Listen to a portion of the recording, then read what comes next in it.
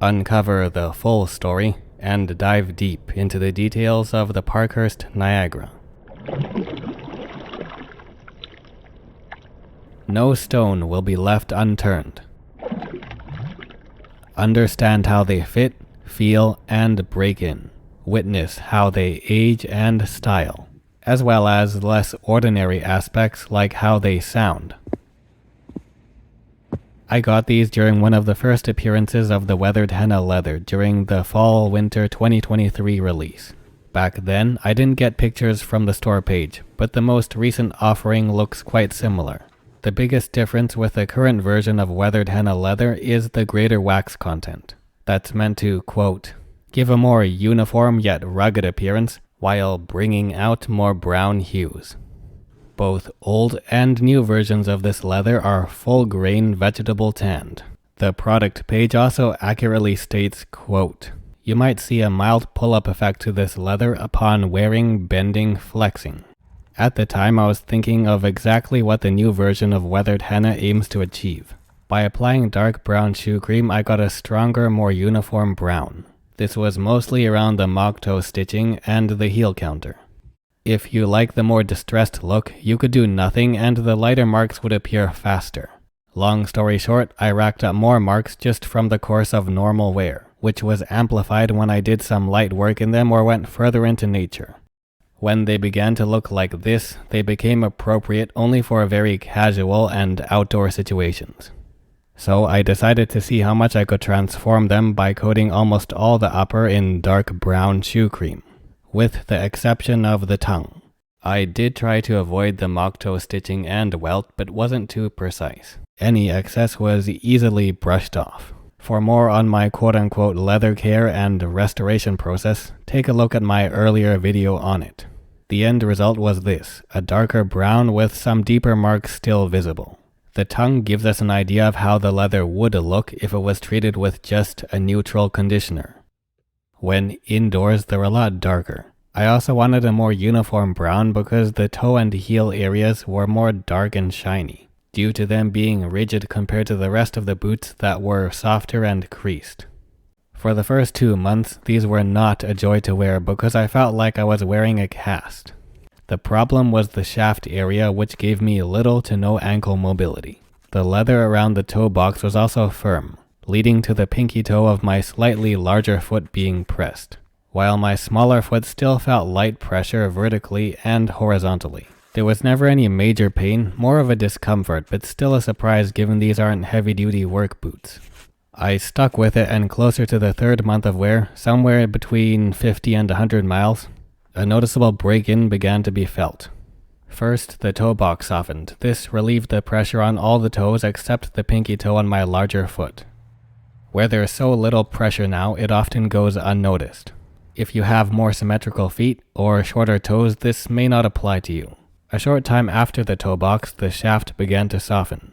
After that, firmness and pressure throughout the entire boot began to decrease, and gradually comfort just got better and better, to the point now where it's almost glove-like. That smooth, pliable feel that can be seen by the way the leather flexes. It was a similar story for the insoles, which first felt like hardwood, then eventually conformed to the shape of my feet in a comfortable way, after about 4 months and well over 100 miles. Though I must say the footbed is still harder than other boots I wear, namely Grandstone and Viberg, mostly because the sock liner has little to no cushioning. Not necessarily a bad thing. On the plus side, it gives an added sense of support similar to a firm pillow or mattress. And most importantly, there's no pain, just a different feel. The heel block is also substantial enough that it took me some time to break in and get used to when walking on flat, firm ground. I remember watching one review of other Parkurst boots with the same kind of heel stack. In that review, they mentioned the heel feels just a bit too high. I agree with that to an extent. My Viberg Navi boots have a similar height due to their Ridgeway outsole.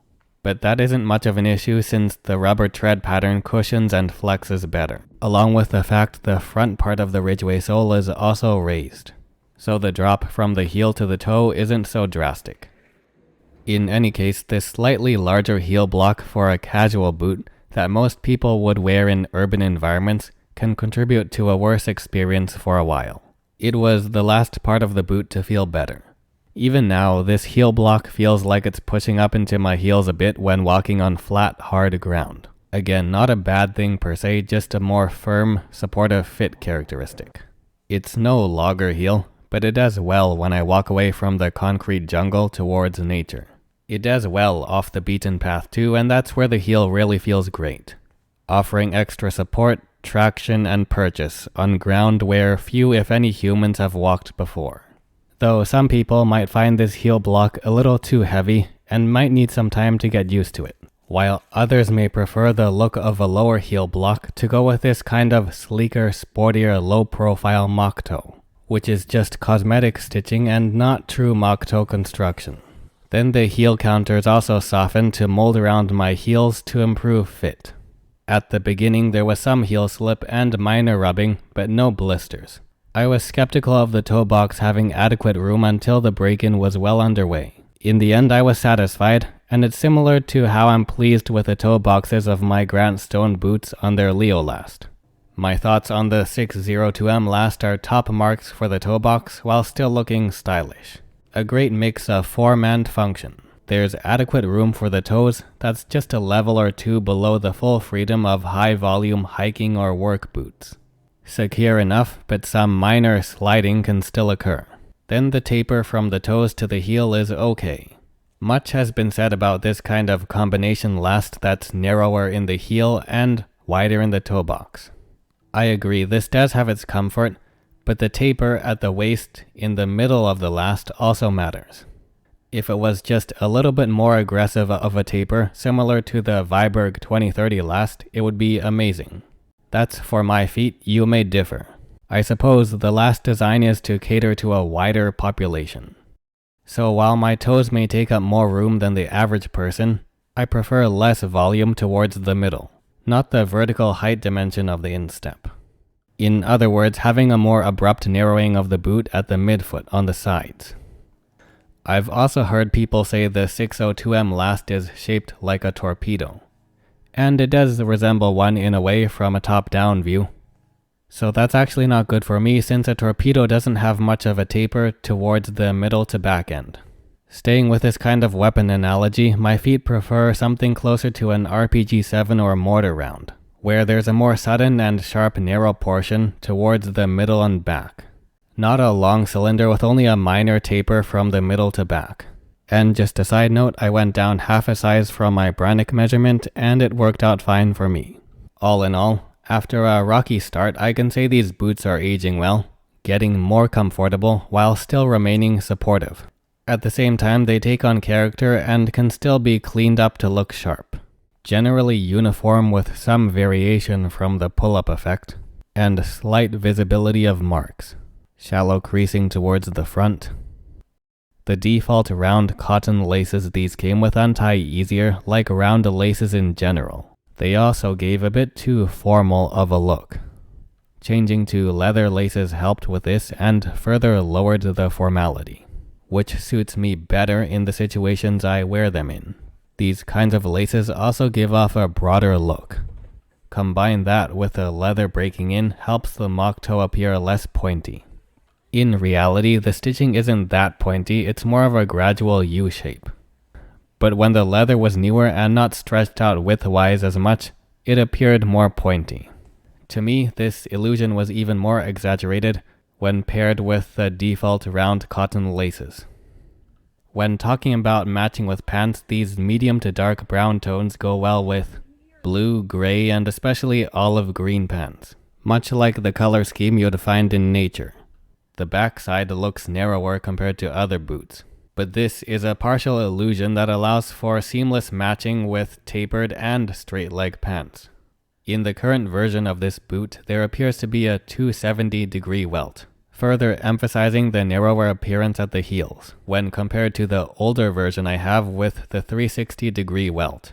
When it comes to formality, the Niagara can go with a range of shirts from button-up to polo shirts.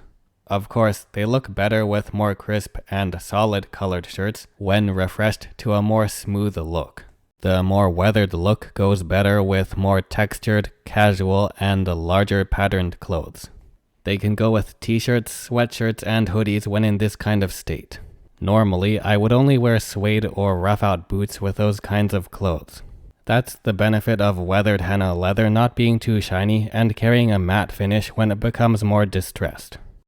Regardless of whether they're in a more uniform or rugged condition, it's not too uncommon to get a few direct glances at them.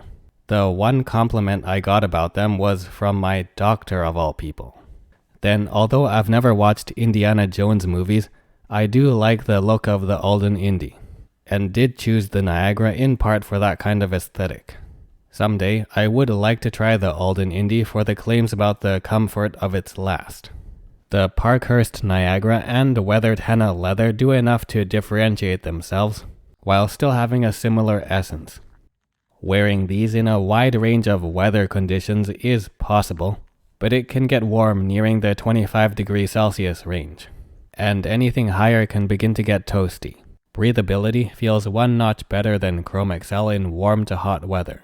Adapting to temperatures from -5 degrees to +5 degrees Celsius feels comfortable. Anything lower, then you can feel a chill start to set in. You could go 10 degrees lower if you're used to the cold and not standing still. The Niagara now seems to have an outsole similar to the Vibram Commando tread. The traction on my version is alright on snow.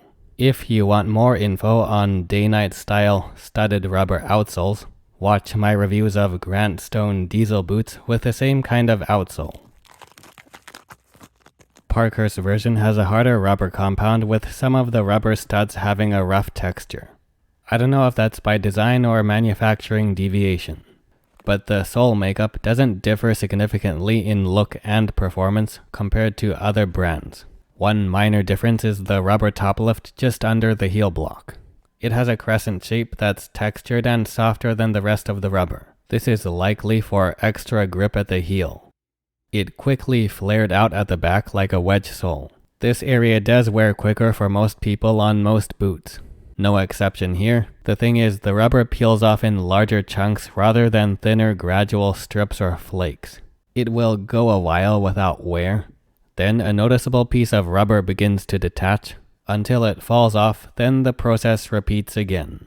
This doesn't mean it wears faster and is poor quality. It's just a different wear pattern.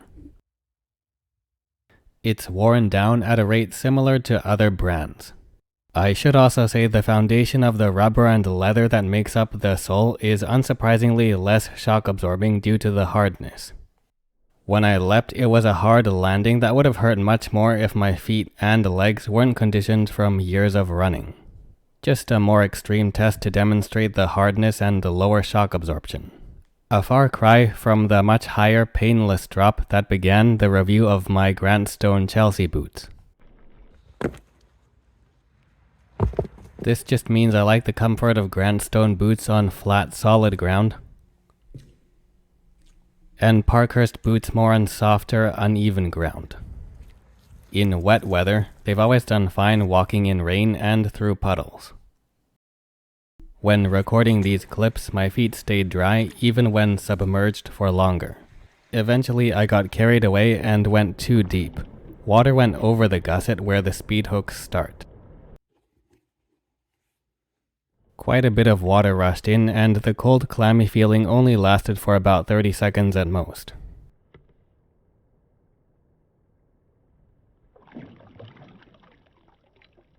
Because my wool socks and the leather interior quickly got to work absorbing and moving the moisture away from my feet. This happened twice. The third time around, a bit of moisture lingered because everything was getting saturated. But it was just dampness, not soaking wet. Soon I forgot about the chill because all the natural materials regulated the temperature around my feet. All the more reason to keep enjoying quality time outdoors.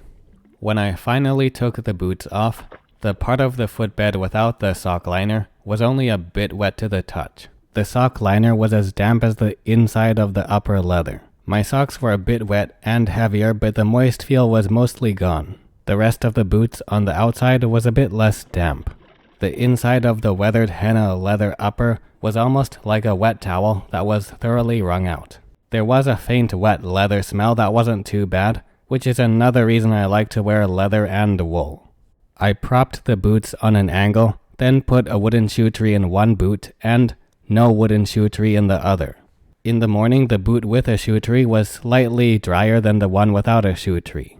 The footbed was dry to the touch where there's no sock liner in the front 2/3 of the boot. The leather sock liner towards the back third of the footbed was just a bit drier than the still damp interior of the Weathered Henna upper.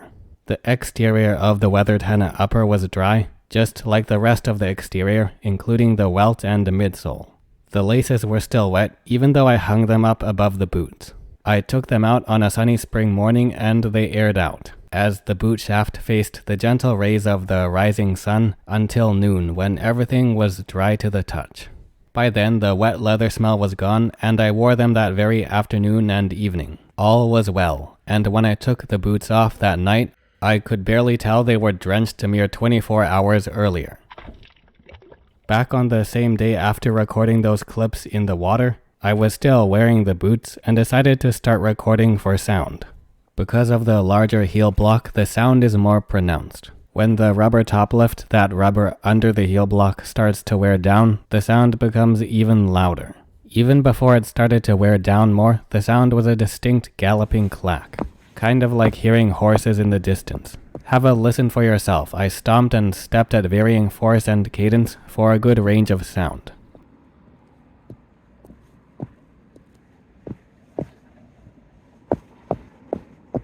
Just one level below the reverberation of full leather outsoles.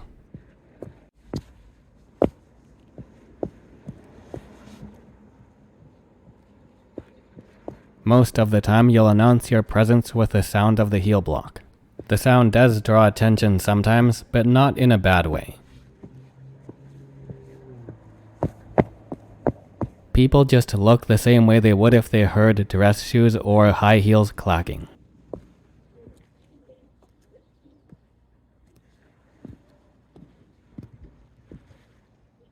They want to see where the sound is coming from. It's a kind of psychological effect. I'll likely have the rubber top lift replaced at least twice before I need a full resole. When I do get a resole, I would like to try the Jim Green frog grip sole, which is still low profile and has a softer rubber compound with elements from the day-night V-bar and wedge sole type of treads. And maybe remove one layer from the heel block and see if that makes walking on flat, solid ground more comfortable. Though that won't be for a while. In the meantime, stay tuned for more on style and interesting stories from travel.